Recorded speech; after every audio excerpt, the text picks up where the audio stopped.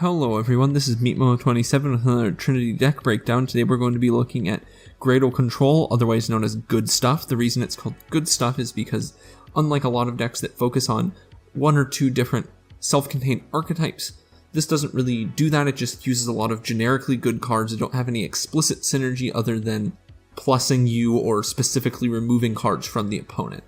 To start off, we've got the Gradles. They're just really good at tempoing the opponent, stealing their monsters so that you can both take their monsters' effects, get damage from their monsters, and just remove cards from their field. And the fact that when the Gradle dies, that they lose their monster means that you're never going to lose that card advantage gained by stealing their monster. Then we have Witch of the Black Forest and Songon. Having these kind of generic search cards that can, between the two of them, search pretty much any monster in our lineup is really good. Songon especially because it can search out hand traps. Tour Guide just helps us get that Songon search off, and Skarm has several ways to dump it, which can then search Tour Guide into Songon. Mana Dragon is really good because we run a lot of back row, and we can dump it with Armageddonite as a backup target.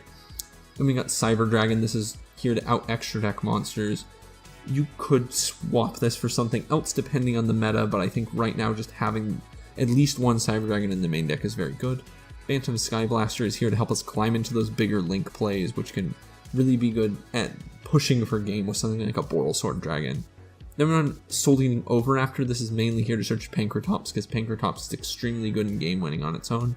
And Reptier is here as sort of a backup target for Soul Eating Overafter.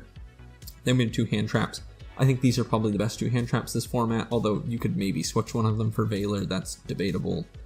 Then we have Gradle Impact. This ties the whole Gradle engine together because it's plussing you every end phase, and when combined with something like, say, Gradle Alligator, you can pop a card the opponent controls, steal one of their monsters, which is an extremely powerful, extremely advantageous play.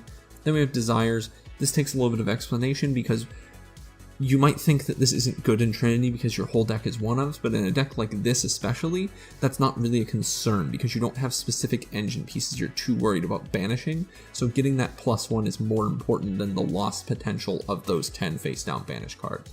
Then we're in Fossil Dig. It's just a searcher for Soul Eating Overafter.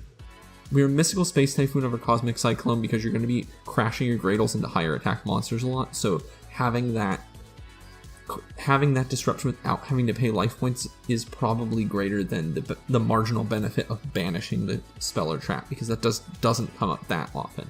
Then we're in Foolish. It's just an extra copy of Armageddonite essentially. Instant Fusion and Mind Control are both spot removal. Premature Burial helps us bring back Link monsters, bring back any of our co-forbidden monsters. Then for our trap lineup, we've got 3 effect negations. Effect negation is extremely important in a deck like this because it helps us maintain tempo and stop the opponent from using their more powerful engine-based effects. We've got summon stopper cards.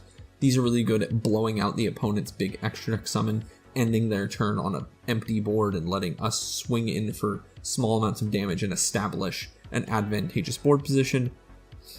By that same note, Ring of Destruction, Dino-Miscus, and Mirror Force also remove the opponent's board and help us just keep that board advantage. Then Call of the Haunted is in here mainly to bring back Link monsters or, once again, any of our co-forbidden monsters. The reason we run Call of the Haunted or something like Back to the Front is because we really want to be able to revive Link monsters so that we can Link climb into Boral Sword Dragon and punch for game. For our Trinities, we've got co-forbidden pair of Magical Scientist. This is just more spot removal like Instant Fusion and Fairy Tale Luna. Fairy Tale Luna against a lot of decks, especially those focused on an extra deck summon, can be game winning because every turn that they try to do that extra deck summon, you can just bounce the monster and you can resummon it every turn. And that normal summon burden isn't as bad in a deck like this because you have so much back row to support her without having to use your normal summon for something else.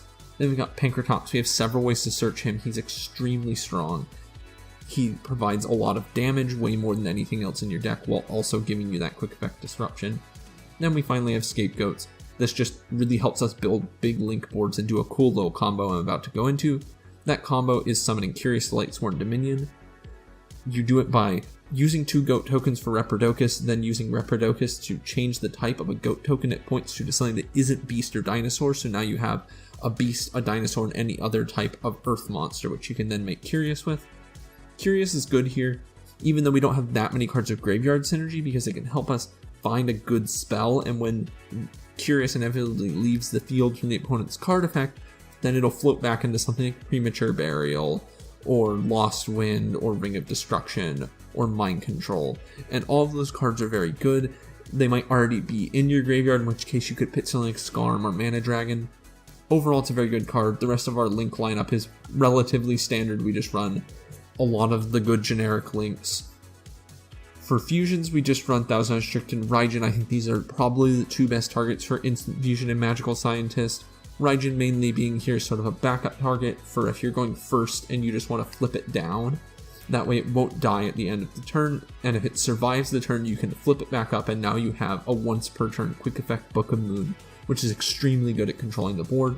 Then we run Fortress and Mega Fleet Dragons. These are for Cyber Dragon.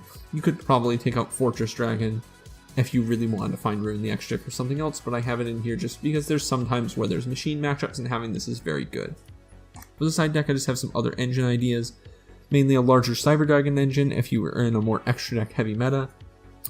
Mech Knights and Dangers both sort of do the same thing, where they can put bodies on your board for link summons as well as for putting in bigger damage than a lot of your main deck monsters can do.